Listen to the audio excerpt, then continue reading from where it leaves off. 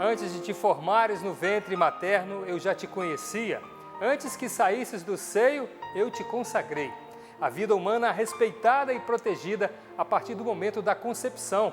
O repórter Canção Nova exibe hoje a série especial Juntos pela Vida, sobre a importância de proteger e valorizar a vida humana. Tentaram impedir que eu viesse nascer. Planejaram que eu não fosse viver. Disseram que a hora era agora De calar minha respiração. Mas aqui dentro o amor prevaleceu. Quando minha mãe foi tocada por Deus. Filho, não tenha medo,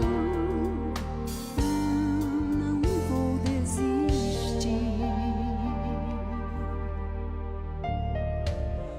Os meses passavam, eu mandava sinais, ouvindo a voz de minha mãe.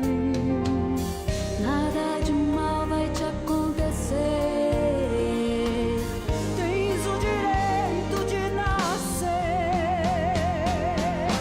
Se hoje me escuta, ouve minha voz. Foi por amor que cheguei até aqui.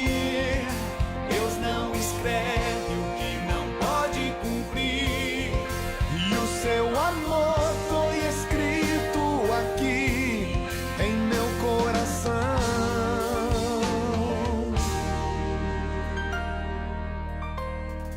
Mas aqui dentro o amor prevaleceu. Quando minha mãe foi tocada por Deus. Filho, não tenha medo, não vou desistir. E além da série, com 4 reportagens especiais sobre a valorização da vida, o repórter Canção Nova traz os números do crescimento da Igreja Católica no mundo e as orientações da Igreja quando o assunto é cremar o corpo do ente querido. Vamos falar também das alergias de primavera, do ressurgimento da sífilis e do mosquito mais temido do mundo. Tem ainda as orientações do Papa Francisco na catequese dessa semana e a força da leitura que transforma a vida de mulheres presidiárias. Domingo, 30 de outubro de 2016, o repórter Canção Nova está só começando. Começamos o repórter Canção Nova de hoje falando do valor da vida desde sua concepção. O ser humano deve ter os direitos reconhecidos, entre eles o direito inviolável à vida. E para aprofundar o assunto, vamos exibir ao longo do programa a série especial Juntos pela Vida. A primeira reportagem mostra as consequências trágicas para a saúde das mulheres que praticaram o aborto.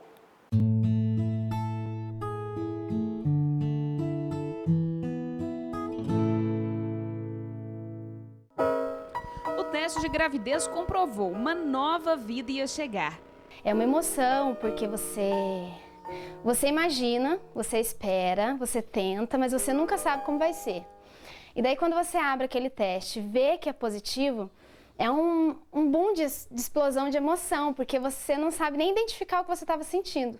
Depois de 4 anos casados, Anne e o marido se preparavam para aumentar a família. Com 2 meses, grávida de gêmeos, uma surpresa desagradável. O sonho teve que ser adiado. Muito triste, porque você sabe que você pode passar por aquilo, mas você nunca acha que vai ser com você. Esse é o som de alguém que vive tranquilo e a única preocupação seria se nutrir, crescer e se desenvolver. Seria. Para muitos bebês, o útero da mãe deixa de ser um lugar seguro. Ao contrário de Anne, que teve um aborto espontâneo, o aborto provocado preocupa médicos e autoridades. Apesar da Organização Mundial de Saúde afirmar que são realizados mais de 1 milhão de abortos por ano aqui no país, esses números são contraditórios. Pesquisas realizadas pela Universidade de Brasília e pela Universidade Estadual do Rio de Janeiro, com dados do Ministério da Saúde, apontam que esses números não passariam dos 100 mil. E a conta é bem simples. Por ano, são feitas em média 200 mil internações hospitalares por aborto, 25% provocados. A cada 2 mulheres que realizam o aborto, uma necessita de internação. A matemática garante que a conta dá 100 mil, ao contrário de 1 milhão divulgado pela OMS. O número não deixa de ser alarmante em função das circunstâncias em que são realizados. São procedimentos feitos de maneira clandestina, às vezes com medicamentos não verdadeiros. E as pacientes são diferentes das pacientes que têm um atendimento médico, que elas têm uma ficha médica, um acompanhamento pós-operatório. Outra maneira de interromper a gestação é com medicamentos, encontrados facilmente pela internet. No universo virtual também são oferecidos chás e ervas. Enviamos e-mails para diversos fornecedores. As respostas vieram rápidas, com orientações e preços. O investimento chega a quase R$2.000. São de distribuição exclusiva intra-hospitalar sobre uma prescrição e uma solicitação embasada em exames. No mercado negro, como se chama na internet, esses remédios entram por contrabando, entram às vezes de países onde o aborto é livre e são trazidos ao Brasil. E às vezes também acontece da paciente comprar, como a gente brinca, gato por lebre. Desespero, falta de estrutura familiar ou até mesmo instabilidade financeira e social fazem as mulheres, algumas ainda meninas, recorrerem a essa atrocidade. As consequências vão além de pequenos traumas. Mulheres que sonham depois, mulheres que desenvolvem síndrome do pânico depois, desenvolvem ansiedade e também problemas com as próximas gestações. O corpo feminino reage à morte do filho e a saúde da mulher pode ser gravemente comprometida, com risco de morte. Como hemorragias, rupturas de útero, que são as perfurações de útero. Nessas perfurações você pode atingir outros órgãos dentro da barriga. Os questionamentos que levam as gestantes a buscarem um aborto são de toda a sociedade, mas em especial de mães que tiveram que adiar o sonho por motivos naturais, como a Anne. Para ela, restaram as recordações de alguém que já era amado antes de vir ao mundo. E, claro, a esperança de que logo o dom da maternidade será concedido novamente. Sofrer um aborto espontâneo de um filho que queria ter, ela nunca vai compreender como outra pessoa escolhe fazer um aborto. Deus se agrada da família, Deus ama a família e que a gente vai tentar fazer pelos meios, certos, indo ao médico, fazendo tudo que a gente pode fazer de correto e seja o que Deus quiser, A gente tem que manter a esperança.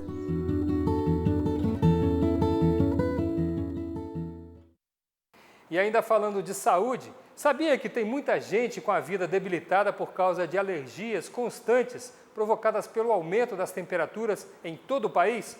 Confira na reportagem de Moniz Amorim e Cláudio Fiuza.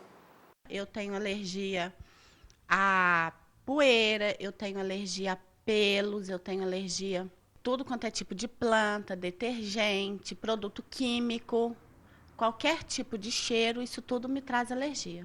Assim como Sheila, 35% da população tem algum tipo de alergia, sendo que 20% são respiratórias, segundo a Organização Mundial da Saúde.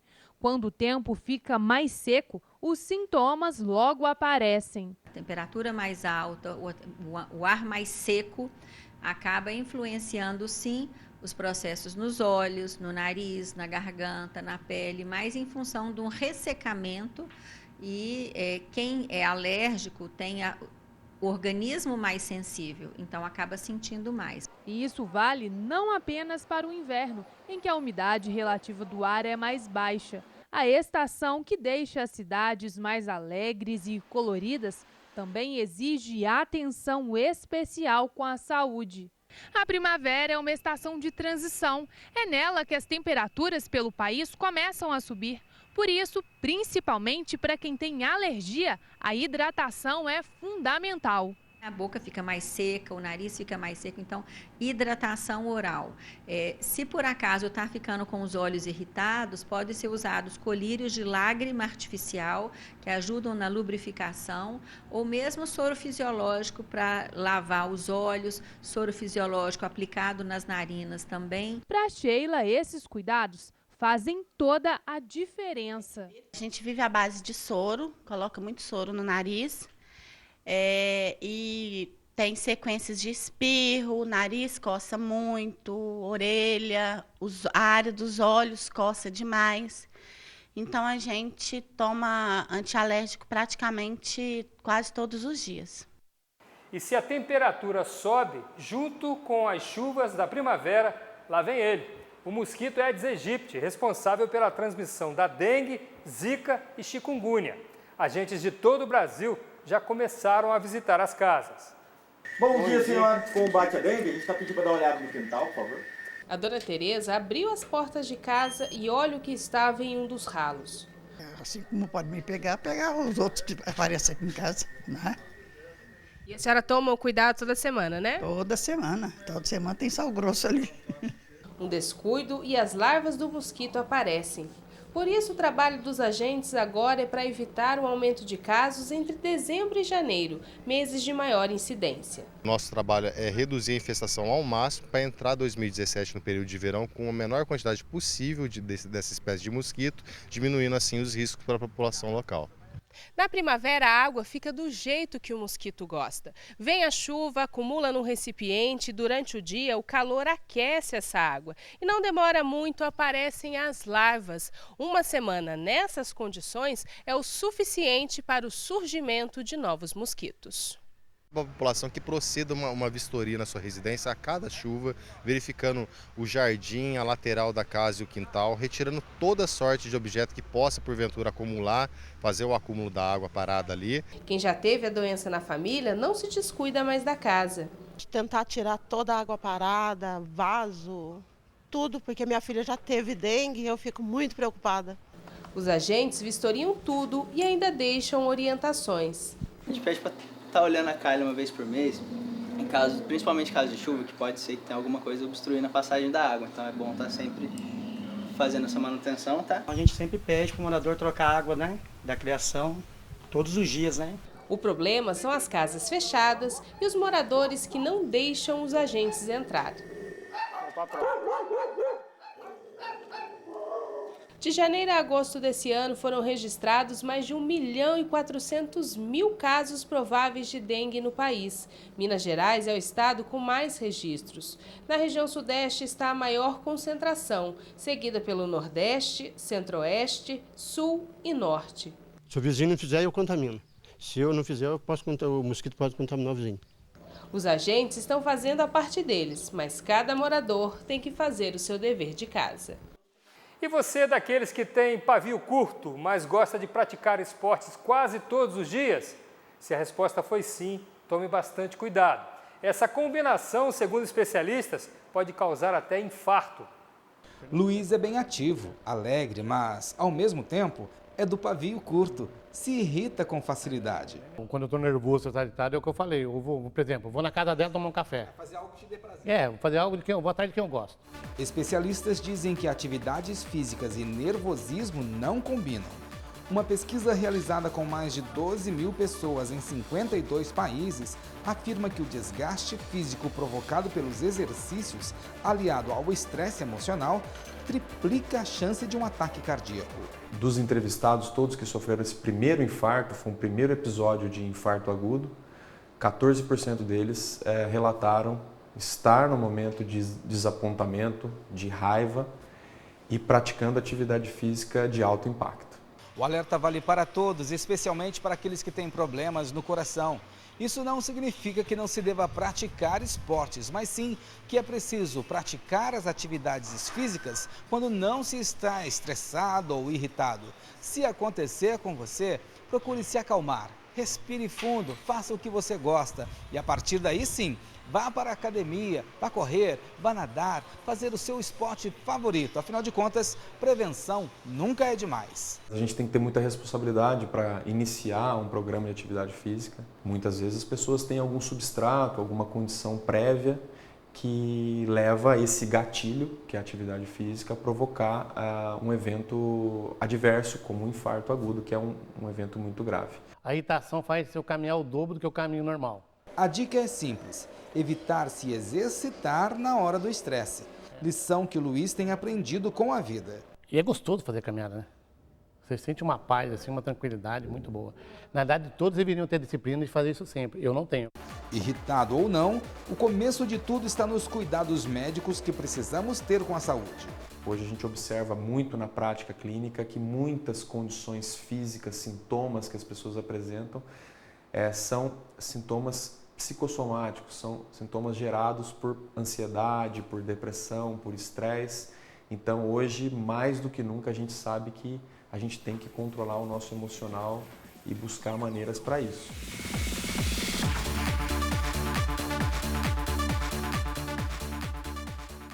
E para fechar o pacote de reportagens sobre saúde, uma doença que parecia controlada e virou epidemia. O governo federal admite um aumento significativo dos casos de sífilis. De 2010 para cá, já são 230 mil novos casos da doença sexualmente transmissível. Impressionante, não é mesmo? Apesar dos perigos da sífilis, muita gente não sabe o que é a doença. Mais ou menos, não sei exatamente. Você sabe o que é a sífilis? Não. E você sabe? É uma DST. Sífilis é uma doença bacteriana transmitida na relação sexual, em casos raros por transfusão de sangue. O sintoma mais comum é uma ferida na região genital ou em outra parte do corpo. Se não tratada, os sinais desaparecem, mas a doença volta muito mais agressiva. É a chamada sífilis latente, que é aquela forma da sífilis que tem apenas como maneira de diagnosticar o exame laboratorial. E esta forma de sífilis é que merece ser enfatizada para que seja diagnosticada e tratada para evitar que a doença se manifeste de forma terciária. De acordo com dados do Ministério da Saúde, o número de casos de sífilis notificados no Brasil no ano passado foi de quase 66 mil. A maior parte dos casos foram registrados em homens, mas houve um avanço da doença também entre mulheres, principalmente gestantes. 33 mil grávidas foram notificadas com a doença em 2015. Já os casos de sífilis congênita, quando a infecção é transmitida da mãe para o bebê, chegaram a 19 mil. Então é importante que todas as mulheres que estão grávidas façam o exame da sífilis, tratem o seu parceiro também, porque obviamente é de lá que vem a infecção e precisa ser encerrado o ciclo por aí. A boa notícia é que sífilis tem cura. O tratamento feito à base de penicilina tem preço baixo. Por isso, a indústria farmacêutica reduziu a produção do medicamento e provocou um desabastecimento no mercado. De acordo com especialistas, isso pode ter contribuído, em parte, para o avanço da sífilis no país. A ausência da penicilina certamente contribuiu muito para que se disseminasse mais e para que se fizesse tratamentos inadequados. O Ministério da Saúde anunciou que vai aumentar o preço da penicilina nos próximos dias para incentivar a produção do medicamento. Mas o melhor remédio ainda é o diagnóstico precoce e a prevenção. E o trabalho da Pastoral da Saúde é justamente orientar as pessoas para a verdadeira sexualidade humana. Qual o sentido do amor humano, né? Muitas vezes as pessoas simplificam muito as coisas, quando na realidade o importante é o amor, o respeito, a cumplicidade entre as pessoas, principalmente na vida conjugal, né? A seguir, vamos falar do avanço da Igreja Católica no mundo e tirar dúvidas sobre o que pensa a Igreja a respeito da cremação. E na série Juntos pela Vida, vamos mostrar como o aborto é visto através das leis no Brasil. Aguenta aí que a gente volta depois do intervalo.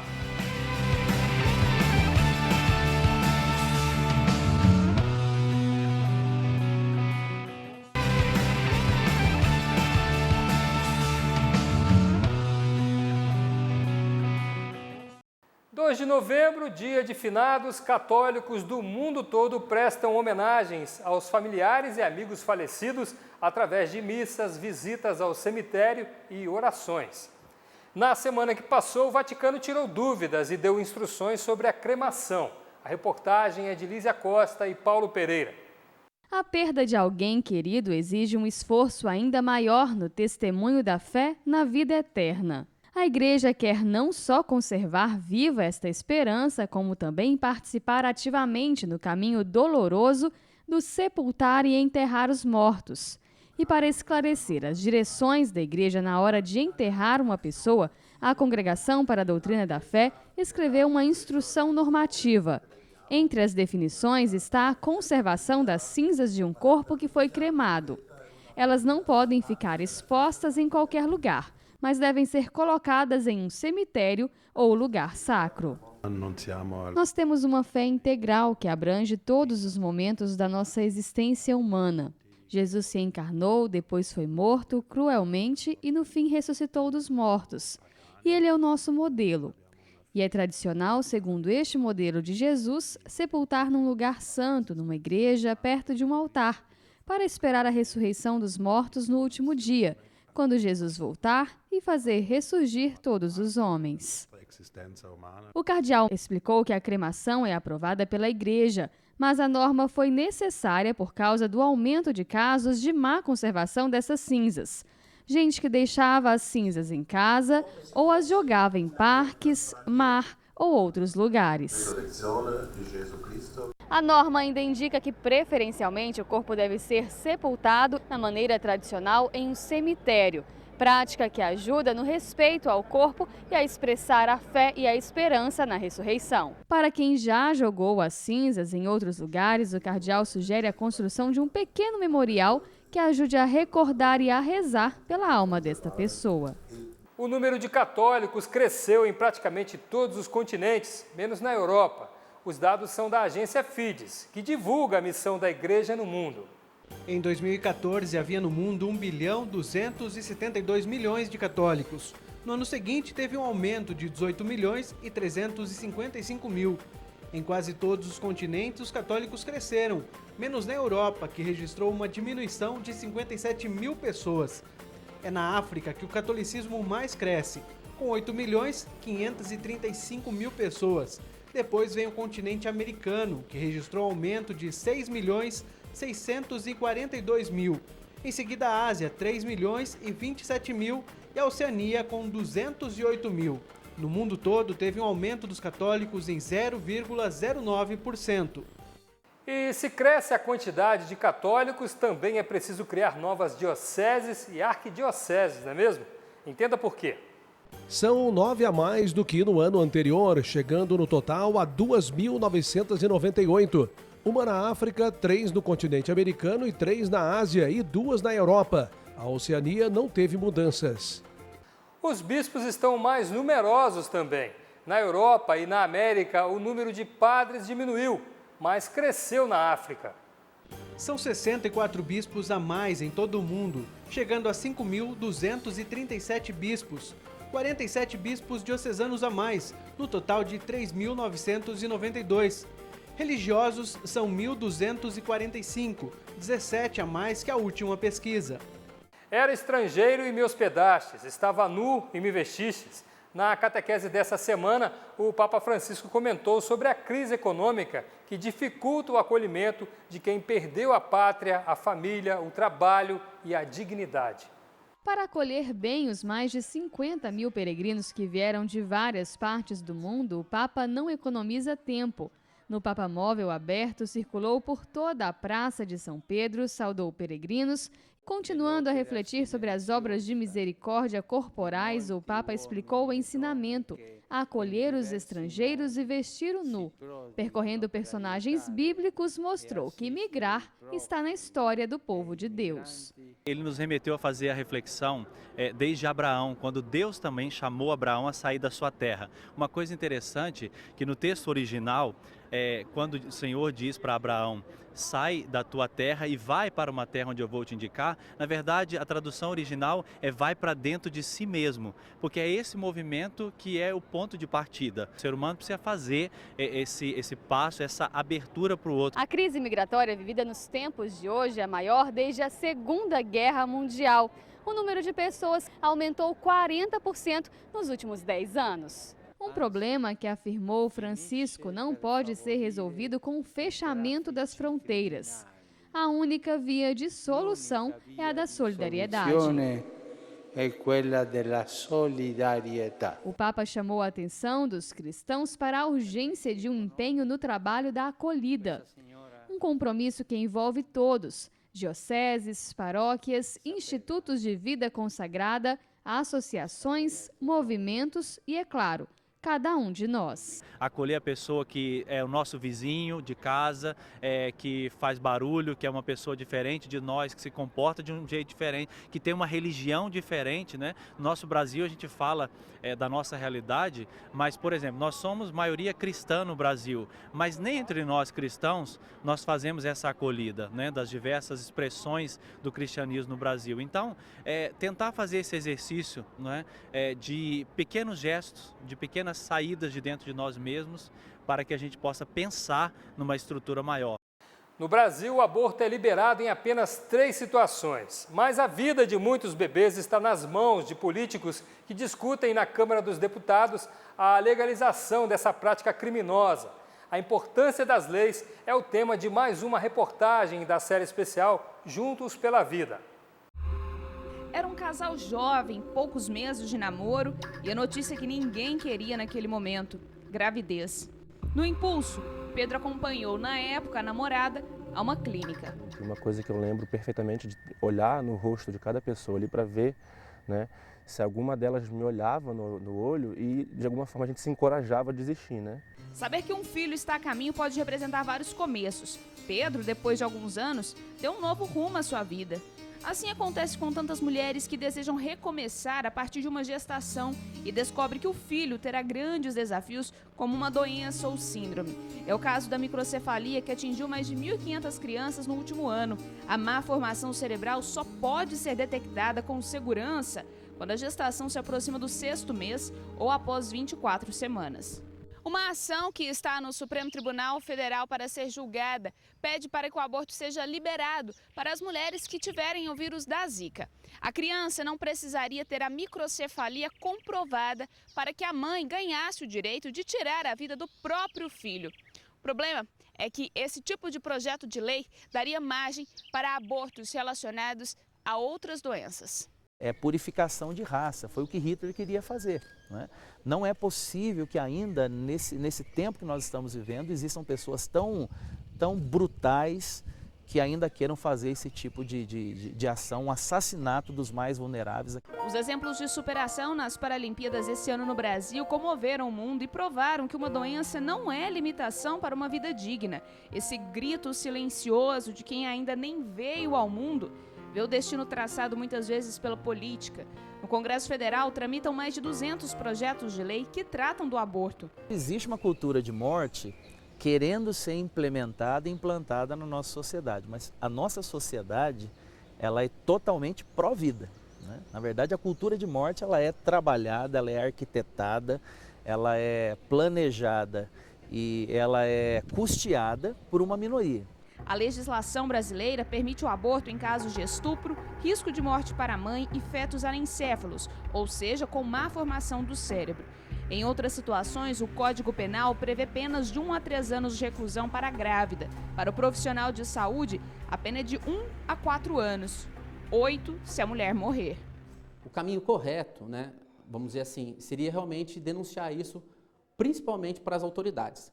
Qual a primeira autoridade? O Ministério Público Estadual. Porque o Ministério Público Estadual ele tem essa legitimidade, vamos dizer assim, de pegar esse caso, investigar e fazer uma autuação, né? Um dos argumentos para quem defende essa prática seria a diminuição de abortos caso fosse legalizada, mas não é preciso ir longe para ver que não é bem assim. Em 2012, nosso vizinho Uruguai foi o 2º país latino a descriminalizar a prática. Em 2013, foram registrados 4.000. No ano seguinte, esse número dobrou. Essas pessoas, esses grupos contrários à vida, eles querem que o governo, que o Estado apoie a morte. E por que o Estado não deve apoiar a vida, sendo que isso é constitucional? Então... E apoiar a vida é o que desejava Pedro naquele ano em que não teve a chance de opinar. Na época, eu, de certa forma, por ter sido convencido de que aquilo não era uma decisão minha, né, mas dela, e que simplesmente meu papel como pai era apoiar, né, qualquer que fosse a decisão dela, eu me sentia muito mal, muito triste, eu chorava. Lembranças difíceis de serem esquecidas. Que até hoje eu sei exatamente o endereço, eu sei exatamente onde é a casa, tudo, né? E quando você entra, o que você vê é um profundo silêncio, né, de dor. Lembranças superadas com a força da fé. Convertido, porque na época eu não era católico, eu entendo que eu tinha sim opção na época, né? E às vezes até no início me questionava por que isso não chegou até a mim na época, né? Mas eu percebo que hoje realmente assim eu consigo com o meu testemunho ajudar muitas pessoas, né? Daqui a pouco você vai conhecer a história de quem passou por uma situação de aborto, mas que hoje luta pela vida.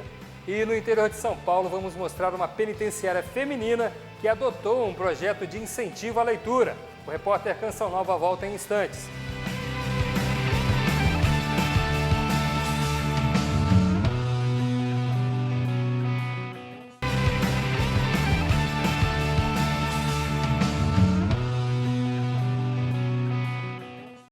Sabia que ontem foi o Dia Nacional do Livro? Na penitenciária feminina de Tremembé, interior de São Paulo, a leitura está mudando a vida de muita gente por lá. Um projeto de incentivo à leitura permite redução da pena e 4 presas em regime fechado foram beneficiadas com a medida esse mês. Algo inédito entre sentenciados da região. Um homem de grande assim, postura. A nova história dele é que ele começa a se jogar na vida, né? Praticamente ele morre como ele queria, no caso no mar, né? O debate é sobre um clássico da literatura. E a gente conversa de maneira, traz novas ideias, fala do livro. É muito interessante esse projeto para elas. 3 vezes por mês, elas trocam a cela pela sala de aula. Eu gosto de ler, então eu juntei o útil ao agradável. Quando a gente está lendo, a gente nem lembra que está nesse lugar aqui, né? Essas são algumas das 20 participantes do projeto Clube da Leitura, realizado há 1 ano na Penitenciária Feminina 2 de Tremembé, no interior de São Paulo. Elas interagem entre elas no pavilhão, esquecem um pouco o mundo do aprisionamento, e isso é benéfico, né? Elas mudam palavreados, não falam tantas gírias. Essa é uma iniciativa organizada pela Secretaria da Administração Penitenciária por meio de uma fundação que cuida de programas de educação em unidades prisionais. E isso envolve todos os projetos entre Companhia das Letras, Clube de Leitura, né, que trabalha aí fazendo com que mulheres e homens que são privados de liberdade, eles possam ter algo melhor para poder sair aí melhor para a sociedade em que vivem. Esse mesmo projeto é realizado em 12 unidades prisionais do estado de São Paulo. Funciona assim. A cada livro lido é preciso fazer uma resenha, uma espécie de resumo da obra, o que dá direito a 4 dias a menos na pena, segundo uma recomendação do Conselho Nacional de Justiça. Para elas, o benefício de 4 dias faz bastante diferença, mas para a gente, o benefício delas estarem ressocializando através do projeto é bem melhor e bem mais significativo. O caminho para a sala de aula é todo de incentivo à leitura, um convite para escrever uma nova história. E quem ainda está em dúvida, olha, pode ler aqui nesse painel os inúmeros benefícios da leitura. Se o escrito não for suficiente, pode ver e ouvir o que mudou para elas. Me ajudou a falar, ter boas conversas, a escrever mesmo. E aprende a culturas diferentes, palavras. E levanta também a nossa autoestima. Eu acho que você se torna uma pessoa culta e eu acho que quando o livro, ele abre um pouco a sua mente. A leitura gera novos aprendizados. Eu leio meu livro com o dicionário do lado, tipo, as palavras que eu não sabia, hoje em dia eu sei tudo o que significa. A leitura muda hábitos. Eu não gostava muito de leitura, eu sempre gostei mais de matemática. Então, para mim foi bom, porque eu aprendi a ler melhor. A leitura que transforma também devolve sonhos. Lá fora eu tenho projetos, né? Quando eu sair daqui, de continuar estudando, fazendo uma faculdade. Quero fazer um curso de enfermagem lá na rua e eu acho que o livro vai me ajudar bastante, até para estar pesquisando novas coisas para a minha vida. Você tem pagado muito caro pela energia elétrica em casa? Eu também. E, por enquanto, só alguns estados serão beneficiados com a redução do preço na conta. Pelo menos foi isso que disse a Agência Nacional de Energia Elétrica essa semana. Com uma situação econômica ainda complicada, todo desconto cai bem. Para mim né? Todo desconto é bom, né? Economiza um pouco, né? A tarifa do grupo EDP Bandeirante terá redução de 19,5% para casas e pequenos comércios e pouco mais de 28,5% para grandes indústrias. Os que são atendidos pela CPFL terão uma redução de 19,5% nas residências e de pouco mais de 30% nas indústrias. Na área atendida pela CELG-D, controlada pela Eletrobras, as casas e pequenos comércios terão queda de quase 9% na tarifa e os consumidores industriais de quase 11%. Se espera que, de fato, isso ocorra e venha beneficiar o consumidor, de um modo geral, o país todo, que está precisando de um alento aí, uma produção a mais de todos os itens e na geração de empregos. É bom lembrar que essa redução não é para todo mundo. No Distrito Federal, por exemplo, a ANEEL aprovou um aumento médio de 3,42% nas tarifas da distribuidora SEB. Segundo o IBGE, a última crise hídrica fez a conta de luz disparar em 51% no ano passado. Mas a redução de agora acontece por causa da queda no preço na energia de Itaipu e também do montante recolhido na conta de desenvolvimento energético, que está menor do que aquilo que foi cobrado no ano passado. A redução é importante sim, mas é bom o consumidor continuar economizando.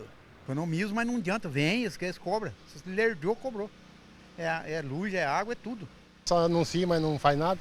A energia hoje, a água, a luz é muito caro, né? O povo está pagando um custo muito alto. Os estados do Sul devem ter redução na tarifa até o fim do ano. Essas baixas devem ter impacto direto na inflação, que, segundo economistas, pode ser reduzida para 7% neste ano. Em vez de pagar X energia, ele vai pagar menos 20%, menos 10%. E, claro, vai sobrar mais recurso no bolso dele. A valorização da vida não é somente uma questão de fé. A Igreja defende o direito de viver desde a concepção até a morte natural. E essa defesa também é pelo aspecto moral. Deus, Senhor da vida, confiou aos homens o nobre encargo de preservá-la com o máximo de cuidado desde a concepção. E essa reportagem da série Juntos pela Vida fala disso. Confira. 2 filhas e um companheiro alcoólatra. Ana Paula não queria a terceira gestação. Quando eu descobri a gravidez, que eu estava desesperada por tudo que eu estava passando, eu fiz assim uma espécie de um arrastão na internet.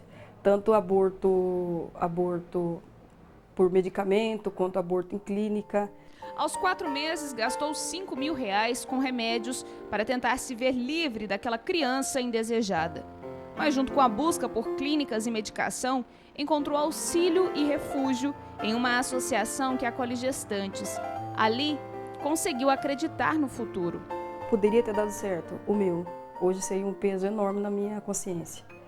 Em várias cidades do país, há casas de acolhimento e associações como esta daqui, a Guadalupe, onde as mulheres que já pensaram na possibilidade do aborto são atendidas por diversos profissionais, médicos, enfermeiros, advogados, contadores. Aqui elas têm a possibilidade de confeccionarem o próprio enxoval ou até mesmo ganhar todas as roupas para o filho que vai chegar.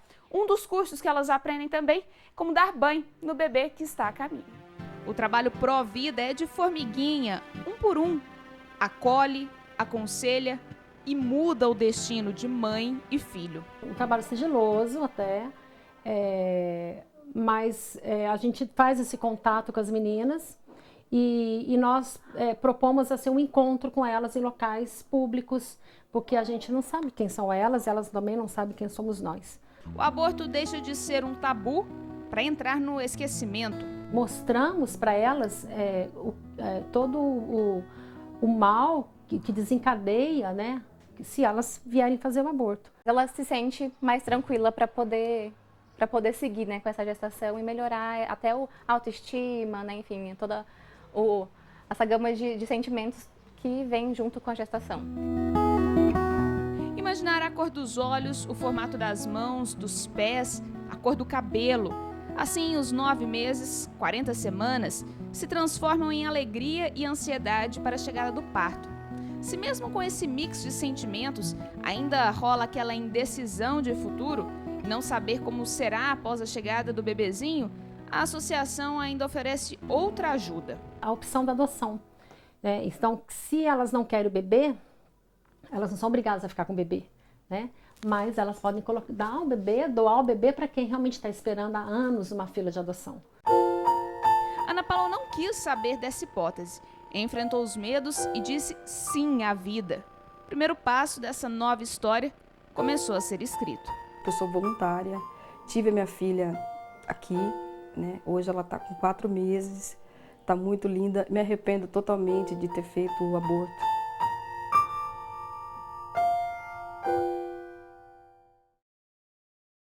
E ainda falando de vida, nós homens temos um papel fundamental na decisão da mulher de ser mãe.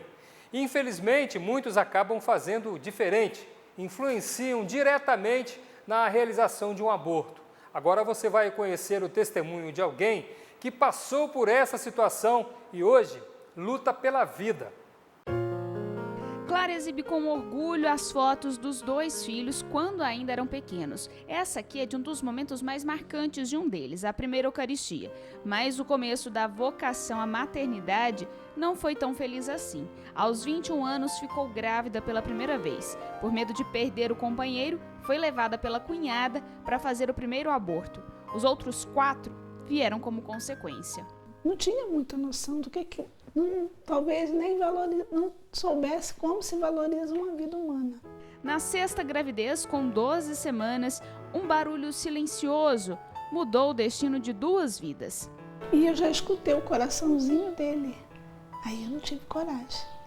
Falei, não, eu vou ter o meu filho. Passe o que passar, aconteça o que acontecer, eu vou ter o meu filho. Tanto que eu fiquei sozinha, mas criei o meu filho. Esse é um bebê de 12 semanas. Dentro da barriga da mãe, ele está completamente formado, é inclusive capaz de sentir as emoções da mãe.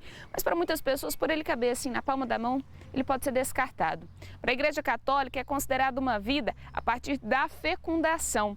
O aborto ultrapassa a questão de fé, é também uma questão moral. É algo que vai contra a moral, a dignidade da pessoa humana. E, portanto, o esforço que a Igreja tem é que também a sociedade civil como um todo, mesmo sabendo que a sociedade civil ela é plural, secular, né? Mas a sociedade civil como um todo precisa também reconhecer esse direito natural.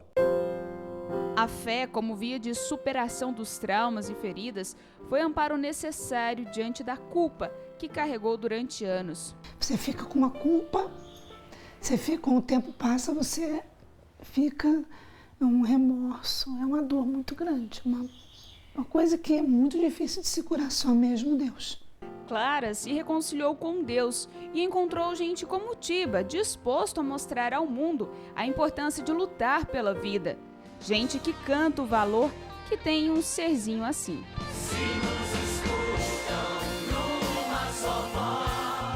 Juntos pela Vida, ele vem justamente preencher essa lacuna de pessoas que elas querem fazer alguma coisa, mas não sabem o quê. Elas sabem que é errado, mas não tem os argumentos ali mostrando para ela, para que ela defenda com propriedade a questão da vida. E o Juntos pela Vida vem fazer isso, né? Falar para essa mulher, se você quer defender a vida, junte-se a nós. A realidade é que muitas pessoas ainda veem o aborto como um método contraceptivo e esquecem que, na verdade, é um cruel assassinato, a morte de alguém que não consegue se defender. A gente precisa revelar para as pessoas que elas não sabem o que tem por trás dessa temática. Elas acham que é tudo um movimento social espontâneo e que surgem grupos espontaneamente que lutam pelo aborto porque acham que é algo bom, e não é assim. Existem muitas coisas por trás disso. A preocupação dessa prática não é só de médicos. A Igreja se manifesta completamente contrária em qualquer situação. A história da humanidade já conhece momentos dramáticos onde o direito à vida, o direito à dignidade da pessoa humana foi profundamente desrespeitado. Por exemplo, para experimentações da ciência. Eles utilizam do instrumento aborto para vários fins. Controle populacional, eles usam do aborto para questão financeira, né? Existem interesses financeiros por trás disso, a questão das clínicas abortistas. Existe um interesse, inclusive, na venda de órgãos de crianças abortadas.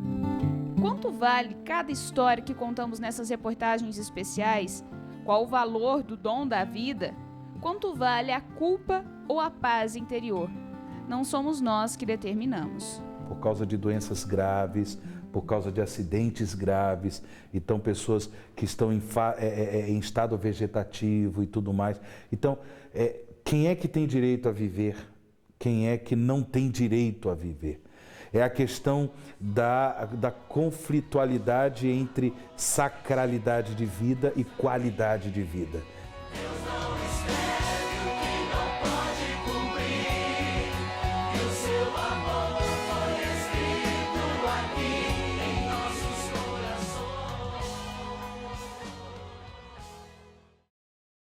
A morte deliberada de um ser humano inocente é um crime grave, mas a misericórdia de Deus sempre nos alcança. E essa misericórdia pode ser concedida não apenas para a mulher que optou pela interrupção da gravidez, mas para qualquer pessoa que tenha, de qualquer modo, contribuído para a ocorrência do aborto.